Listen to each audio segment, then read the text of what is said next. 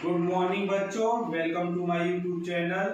आज जो बच्चे जवाहर नवोदय प्रवेश परीक्षा कक्षा 6 की तैयारी कर रहे हैं उनके लिए हम अब लेके आए हैं मैराथन वीडियो, क्योंकि आप लोग जानते ही हैं कि उनकी परीक्षा जो है 30 अप्रैल 2022 को होने वाली है। तो हम चैप्टर वाइज हर चैप्टर वाइज जो है मैराथन लेके आएंगे और इसकी आप प्रैक्टिस करेंगे तो श्योर है कि आपका जवाहर नवोदय विद्यालय में क्लास 6 की प्रवेश परीक्षा में सफलता अर्जित करेंगे। और पहला चैप्टर हमने लिया है भिन्न पर आधारित अब तक जितने भी प्रश्न जवाहर नवोदय प्रवेश परीक्षा में पूछे गए हैं उन सभी का जो है हम लोग हल करेंगे। इसके पहले हमारा अनुरोध है कि आप लोग हमारे चैनल को लाइक कमेंट और अगर नए हैं तो सब्सक्राइब करना मत भूलिएगा। देखिए, ये जो प्रश्न मैंने लिया है 2/5 तथा 3/4 का योग निम्नांकित रूप से ज्ञात किया जा सकता है। तो ये प्रश्न जो है 1998 में जवाहर नवोदय प्रवेश परीक्षा में पूछा गया है और हमको 2/5 और 3/4 का योग ज्ञात करना है। तो हम देखेंगे कि 5 और 4 दोनों हर असमान है, तो असमान हर को समान बनाने के लिए हम क्या करते हैं, लघुत्तम निकालते हैं। और लघुत्तम जो होता है, अगर दोनों संख्याएं जो है सहभाज्य नहीं है तो उसका गुणनफल ही उसका लसअ होता है। तो 5 और 4 का लसअ जो है 5 गुणे 4 होगा। अब हम दोनों भिन्नों को जब योग करेंगे तो 5 की भाग करेंगे तो 4 बचेगा और इस 4 का ये 2 अंश में गुणा करेंगे तो 2 गुणे 4 हो जाएगा। फिर इसी प्रकार से 4 की भाग करेंगे तो ये 4 कट जाएगा तो 5 बचेगा और इस 5 का इस अंश 3 में गुणा करेंगे तो 3 गुणे 5 हो जाएगा। तो हमारा जो प्रश्न बनेगा 2 गुणे 4 धन 3 गुणे 5 बटे 5 गुणे 4। तो इसमें ये ऑप्शन नंबर 1 में ये दिया हुआ है, तो ये आंसर हमारा सही होगा। इसी तरह से हम दूसरा भिन्न भी एकदम सेम प्रश्न है जो 1997 और 1994 में पूछा गया था और यहाँ पे पूछा गया था 2/3 और 5/7 का योग हम किस रूप से निरूपित करेंगे। तो फिर वही काम करेंगे, 3 और 7 का लसअ लेंगे। तो 3 और 7 का लसअ चूंकि दोनों सहभाज्य नहीं है तो सह अभाज्य है, तो 3 गुणे 7 ही इसका क्या होगा, लसअ होगा। तो अगर हम 3 की भाग करते तो 3 कट जाएगा तो बचेगा क्या, 7 और इस 7 का 2 अंश में गुणा करेंगे तो 2 गुणे 7 हो जाएगा। इसी प्रकार से इस 7 हर का भाग करेंगे तो 7 कट जाएगा, बचेगा क्या, 3 और इस 3 का इस 5 में क्या करेंगे, गुणा कर देंगे। तो इस तरह से हम जोड़ के रूप में प्रदर्शित कर सकते हैं।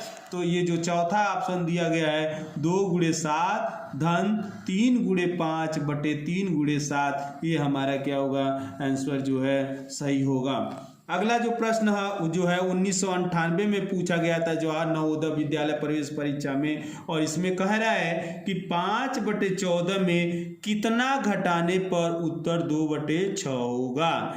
तो दोस्तों इस तरह के प्रश्न को हमको जानने के लिए क्या करेंगे, कह रहा है कि 5/14 को क्या घटाएं कि आंसर हमारा 2/6 हो। अगर आपको इस तरह से सीधे कोई प्रश्न पूछे कि अगर हम जो है 15 में क्या घटाएं कि आंसर हमारा जो है 10 मिले, तो आंसर 10 मिले तो क्या करते हैं, हम 15 में से 10 को घटा देते हैं तो क्या मिलता, 5, यानी 5 घटाएंगे तो ही आंसर हमारा जो है ये 10 मिलेगा। तो इसी प्रकार से हम 5/14 में से 2/6 अगर घटा दें तो वो भिन्न हमको मिल जाएगा। तो 5/14 माइनस 2/6 को घटाएंगे तो 14 और 6 का लघुत्तम निकाला है दोस्तों, 14 और 6 का लघुत्तम हमारा 42 आएगा।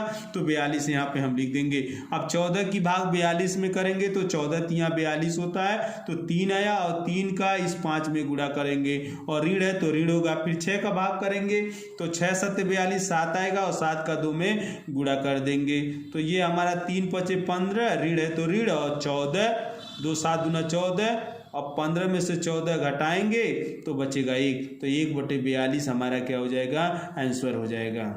दूसरा प्रश्न है बच्चों, देखिए 2/1/2 गुणे 3/1/3 गुणे 4/1/4 किसके बराबर है। तो पहले हम इसको विषम भिन्न में बदल देंगे, ये मिश्रित भिन्न है तो 2 दूना 4 और 1 5, 5/6 हो जाएगा। इसी तरह 3 3 9 और 1 10, 10/3 हो जाएगा।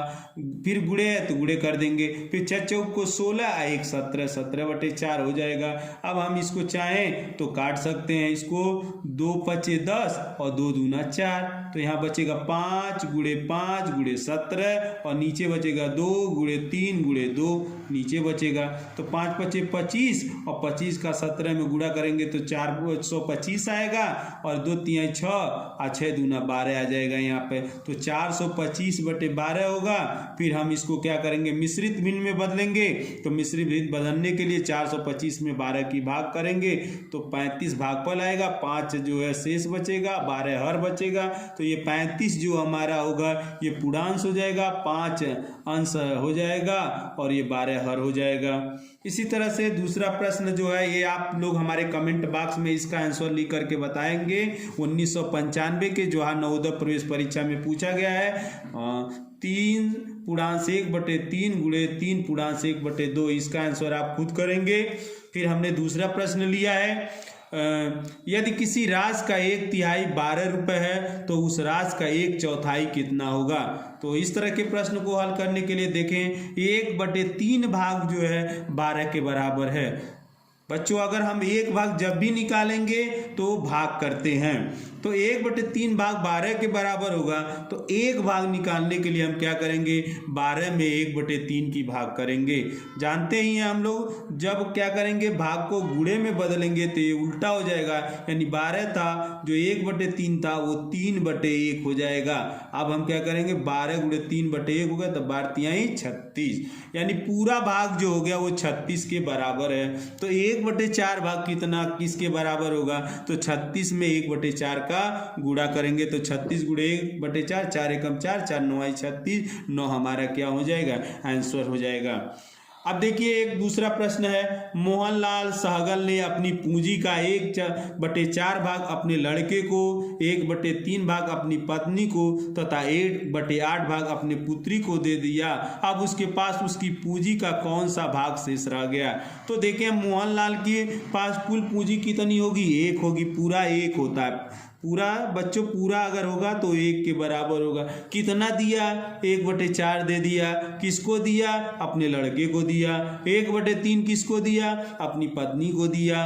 1/8 किसको दिया, अपनी पुत्री को दिया। तो हम तीनों को जोड़ देंगे, 1/4 1/3 और 1/8, तो कितना भाग उसने दे दिया ये हमको पता चल जाएगा।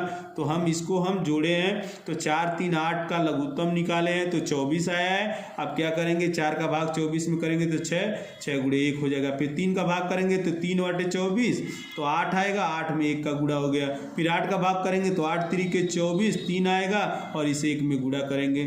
ठीक है, तो ये होगा 6 एकम 6 धन 8 एकम 8 और धन 3 एकम 3, तो 6 8 14 और 14 और 3 17, 17/24 जो होगा भाग उसने दे दिया। अब बचा कितना, तो पूरे में से हम क्या करें, पूरा 1 होता है, 1 में से 17/24 घटा देंगे तो क्या होगा, अब 24 1 इसके बटे कुछ नहीं है तो इसके बटे हम 1 मांग लेंगे। 1 और 24 का लॉस 24 होगा, 1 का भाग करेंगे तो यहाँ 24 हो जाएगा, ऋण है तो ऋण हो जाएगा। 24 का भाग 24 में करेंगे तो 1 आएगा, 1 का 17 में गुणा करेंगे तो 17 होगा। तो 24 ऋण 17/24 होगा। अब 24 में से 17 घटाएंगे तो 7/24, यही हमारा आंसर होगा कि अब मोहनलाल सहगल के बाद 7/24 भाग शेष रह गया। इसी तरह से अगला प्रश्न जो 1993 में जवाहर नवोदय विद्यालय प्रवेश परीक्षा में पूछा गया था, ये है 3/2 भागा 3/2 गुणे 2 आधन 3/2। तो हमने बोर्ड मास में बता दिया है, पहले से ही बता दिया है कि जो क्रम होता है बोडोमास ये जो बी है, बी फॉर ब्रैकेट है, पहले ब्रैकेट को सॉल्व करते हैं, फिर आपको, फिर हम डिवाइड का मतलब भाग करते हैं, फिर हम मल्टीप्लाई करते हैं, गुणा करते हैं, फिर ऐड मतलब जोड़ते हैं, सब्ट्रैक्ट मतलब घटाते हैं। तो इसमें हम सबसे पहले भाग की संक्रिया को करेंगे। तो 3/2 है और इसको भाग को गुणे में परिवर्तित करेंगे तो ये उल्टा होगा, 2/3 हो जाएगा, गुणे 2 है आधन 3/2 हो जाएगा। अब हम क्या करेंगे, ये 2 से 2 कट जाएगा और 3 से 3 कट जाएगा, तो यहाँ पर बचेगा 2 आधन 3/2, यानी 1 में 1 का गुणा करेंगे तो 1 आएगा, यहाँ भी 1 आएगा, और 1 का गुणा 2 में करेंगे तो 2 ही बचेगा। तो यहाँ 2 बच गया, 2 धन 3/2 हो गया। फिर इसका लॉसा इसके बटे में कुछ नहीं है तो मान लेंगे 1 है। अब 1 और 2 का लॉसा 2 होगा, और फिर 1 की भाग करेंगे तो 1 की भाग 2 में करेंगे 2 आएगा, फिर इस 2 में गुणा करेंगे तो 4 होगा। तो 4 आधन, फिर 2 1 कम 2, 1 का 3 में गुणा करेंगे तो 3, तो 4 धन 3/2 होगा बराबर 7/2 हमारा आंसर हो जाएगा। अगली जो प्रश्न हमने लिया है ये भी 1991 में ही जवाहर नवोदय क्लास 6 की प्रवेश परीक्षा में पूछा गया है। तो 12 धन 22/6 बराबर 13 × 1/6। इस भिन्न को अगर हम निकाल लें तो हमको पता चल जाएगा कि यहाँ इस बॉक्स में क्या भरा जाएगा। तो हम क्या करेंगे, इसमें से इसको घटाएंगे तो यह भिन्न हमको मिलेगा। तो हम 13 × 1/6 में -12 करेंगे। अब हम इसको 13 × 6 = 78, 79/6 हो गया, ऋण 12 हो गया, 6 और 1 का लॉस 6 हो गया, 6 की भाग 6 में करेंगे तो 1 आएगा, 79 में गुणा हो जाएगा, ऋण है तो ऋण हो जाएगा, 1 का भाग 6 में करेंगे तो 6 आएगा, और 12 में गुणा करेंगे तो ये हो जाएगा 79, और ऋण 12 × 6 = 72/6। अब 79 में से 72 घटाएंगे तो हमारा आंसर मिलेगा 7/6।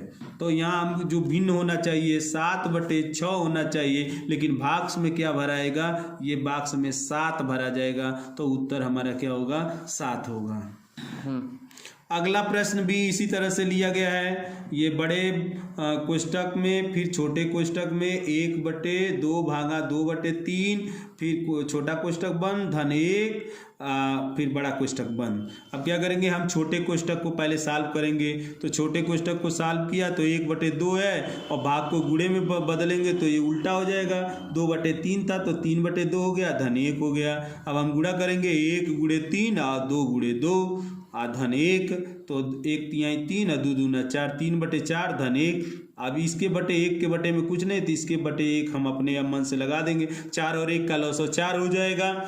अब 4 की भाग 1 में करेंगे, 4 की भाग 4 में करेंगे तो 1 आएगा, इस 3 में गुणा हो जाएगा, धन है तो धन हो जाएगा, फिर 1 की भाग 4 में करेंगे तो 4 आएगा, फिर इस 1 में गुणा हो जाएगा। अब ये होगा 1 तिहाई 3 धन 4 1 कम 4, तो 3 धन 4/4 होगा, तो 3 और 4 जोड़ेंगे तो 7/4 हो गया। अब ये 7/4 एक विषम भिन्न है, इसको मिश्रित भिन्न में बदलेंगे तो 1 पूर्णांश 3/4 आंसर आएगा। देखिए अगला प्रश्न लिया है, निम्नलिखित में से कौन सी भिन्न अन्य 3 भिन्न के बराबर नहीं है। यहाँ पर देखिए हाईलाइट हमने किया है, नहीं को हाईलाइट किया है। कभी कभी बच्चे नहीं को ध्यान नहीं देते हैं और इसको पढ़ लेते हैं बराबर है, तो इस चीज़ को आपको बहुत सा ध्यान देना है कि नहीं है कि है ये लिखा हुआ है। और ये प्रश्न जो है जवाहर नवोदय विद्यालय एंट्रेंस एग्जाम 1991 में पूछा गया था, और इसमें हमको दिया गया ये 4 भिन्न है, और 4 भिन्नों में से देखना कौन सा भिन्न बराबर नहीं है। तो एक भिन्न हमने 4/5 लिया, ये देखिए कटने वाला नहीं, इसको ऐसे ही छोड़ दिया। दूसरा भिन्न है 9/15, तो हम इसको चाहें तो 3 से काट सकते, 3 त्रिके 9 और 3 पचे 15, यानी यह अभिन्न 3/5 के बराबर हो जाएगा। दूसरा भिन्न जो है ये 3/5 है ही है। और चौथा भिन्न जो होगा 6/10 है। अब इस 6/10 को 2 से काटें, 2 तिहाई 6, 2 पचे 10, यानी ये भी 3/5 हो गया। यानी दूसरा तीसरा चौथा सब 3/5 के बराबर है, ये चौथा सबसे अलग है, तो यही 4/5 जो है बराबर नहीं है। अगली संख्या हमने लिया गया, अगला जो सवाल लिया गया बड़ा इंटरेस्टिंग सवाल है, इसको बहुत थोड़ा सा ध्यान देने की चीज़ है। यहाँ पर देखिए इसमें 4 कथन दिया गया है। क्या है कि दी गई भिन्नात्मक संख्या के अंश तथा हर में एक ही धनपूर्ण संख्या को जोड़ दिया जाए तो निम्नलिखित में से कौन सा कथन सही होगा। बात ये कर रहा है कि कोई भी भिन्न, तो देखिए बच्चे ये कह रहा है कि मान लीजिए आपको इस तरह से समझना है कि कोई भिन्न है, कोई भी भिन्न ले लिया जाए। हमने एक भिन्न लिया 4/5। अब क्या कह रहा है कि समान जो है अंक को अंश में भी जोड़ना है। जिस अंक को अंश में जोड़ रहे हैं उसी अंक को हर में भी जोड़ेंगे। जैसे हमने एक भिन्न लिया है कि 4/5, 2 को अंश में भी जोड़ दिया है, 2 को हर में भी जोड़ दिया है, तो आंसर हमारा 6/7 आया है। अब ये इसमें से देखना है कि कौन सा कथन सही है। तो कह रहा है कि अगर दी गई भिन्नात्मक संख्या के अंश तथा हर में एक ही धन पूर्ण संख्या जोड़ना है, यानी अंश में भी वही संख्या जोड़ेंगे, हर में भी वही संख्या जोड़ेंगे। तो देखिए बच्चों, अगर हम अंश और हर में चाहे गुणा करें, ध्यान रखें, चाहे इसमें हम गुणा करें, चाहे क्या करें 4/5 में ये भाग करें, ठीक है, चाहे गुणा करें और चाहे भाग करें सेम संख्या का, तो कोई भी परिवर्तन नहीं होगा।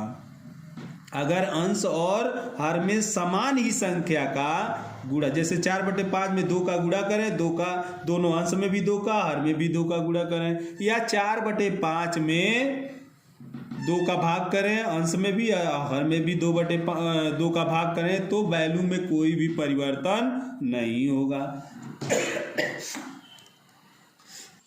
तो ये ध्यान रखिए कि गुणा करें चाहे भाग करें अंश सेम संख्या का अंश या हर में, तो कोई भी परिवर्तन नहीं होगा। लेकिन अगर हम जोड़ेंगे या घटाएंगे तो क्या होगा, परिवर्तन होगा। और देखेंगे कि जो संख्या मिलेगी वो बड़ी मिलेगी कि छोटी मिलेगी, ये हम आपको देख तो हमने लिया है 4/5 में अंश में भी 2 जोड़ दिया और हर में भी 2 क्या कर दिया, जोड़ दिया। तो ये हमारा नया भिन्न मिला 6/7। अब ये 4/5 और 6/7 में कौन बड़ा है कौन छोटा है, इसको ध्यान करने के लिए हम दोनों का लॉसा निकालेंगे तो 35 आएगा। अब 5 की भाग 35 में करेंगे तो 7, और इस 4 में गुणा कर दिया। फिर इसमें भी क्या, अगर 7 का भाग 35 में करेंगे तो 5 आएगा, इसमें 6 में गुणा कर दिया। तो एक भिन्न हमारा 28/35 मिला और एक 30/35 मिला। तो बड़ा कौन है, 30/35 बड़ा है, यानी 6/7 ही क्या है, बड़ा है। यानी जो नया भिन्न मिला ये पहले वाले भिन्न से क्या मिला, बड़ा मिला। तो अब इसमें देखेंगे कौन सी कथन सही है। कह रहा नई भिन्नात्मक संख्या में कोई अंतर नहीं आता, ये कथन गलत है, क्योंकि जोड़ने या घटाव में अंतर आता है। नई भिन्नात्मक संख्या पहली भिन्नात्मक संख्या से बड़ी होगी, हाँ बड़ी होगी, क्योंकि हमने अभी देखा हाँ बड़ी होगी, तो ये कथन हमारा क्या हो जाएगा, सही होगा। नई भिन्नात्मक संख्या पहली भिन्नात्मक संख्या से छोटी होगी, नहीं छोटी नहीं होगी, क्योंकि जब जोड़ेंगे तो बड़ी होगी, क्योंकि हमने कंडीशन को यहाँ पर देख लिया, बड़ी होगी। नई भिन्नात्मक संख्या पहली भिन्नात्मक संख्या से छोटी भी हो सकती है या बड़ी भी, ये भी नहीं सही होगा, क्योंकि ये बड़ी ही होगी। तो यहाँ पर कथन 2 जो है हमारा सही होगा। अगला प्रश्न जो भिन्न पर आधारित लिया गया, ये भी बहुत प्रतियोगी परीक्षाओं में पूछा जाता है और नवोदय विद्यालय क्लास 6 की प्रवेश परीक्षा में भी पूछा जाता है। देखिए, एक खंबे का 1/2 भाग कीचड़ में तथा 1/5 भाग पानी में तथा 3 मीटर पानी की सतह के ऊपर है, तो खंबे की कुल लंबाई क्या है। यानी ये देखिए एक खंबा है, इसका 1/2 भाग जो है ये हमारा कीचड़ में है, और ये 1/5 भाग क्या है, पानी में है, और शेष जो ये 3 मीटर है ये पानी के ऊपर है। तो हम देखेंगे कि कितना भाग जो है कीचड़ और पानी में है, तो 1/2 आधन 1/5 भाग जो होगा वो पानी और कीचड़ में होगा। तो 1/2 और 1/5 को जोड़ेंगे, 2 और 5 का लसा लेंगे तो 10 आएगा। फिर वही करेंगे, 2 का भाग 10 में करेंगे तो 5 और 1 का गुणा कर दिया, आधन है तो धन। फिर 5 का भाग करेंगे 10 में तो 2 आएगा, फिर इस 1 में गुणा कर देंगे। तो ये इस तरह से 5 × 5 आधन, 2 × 1 2 2, तो 5 धन 2 यानी 7/10 भाग, यानी 7/10 भाग था जो वो कीचड़ और पानी में था। अब कितना भाग बच गया, तो बचा क्या, पूरा भाग 1 होता है, तो 1 में से 7/10 भाग घटा देंगे, तो 1 और 10 का लौसत 10 होगा। फिर यहाँ पे हम 1 का भाग करेंगे 10 और 10 × 1 10, और 10 का भाग 10 में करेंगे 1 7 7, तो 10 में से 7 घटाएंगे तो 3/10 होगा। अब यहाँ पे हम रैखिक नियम लगाएंगे कि 3/10 भाग बराबर है 3 मीटर के, 3/10 भाग है 3 मीटर के, तो एक भाग हमने पहले से बता दिया। एक भाग जब भी निकालेंगे तो भाग करेंगे, तो 3 भागा 3/10 करेंगे। तो अब ये जो भाग है ये गुणे में बदलेगी तो उल्टा हो जाएगा, 10/3 हो जाएगा। अब 3 से 3 कट जाएगा तो बचेगा क्या, 10 मीटर। धन्यवाद। हमारे चैनल को सब्सक्राइब करना मत भूलिएगा।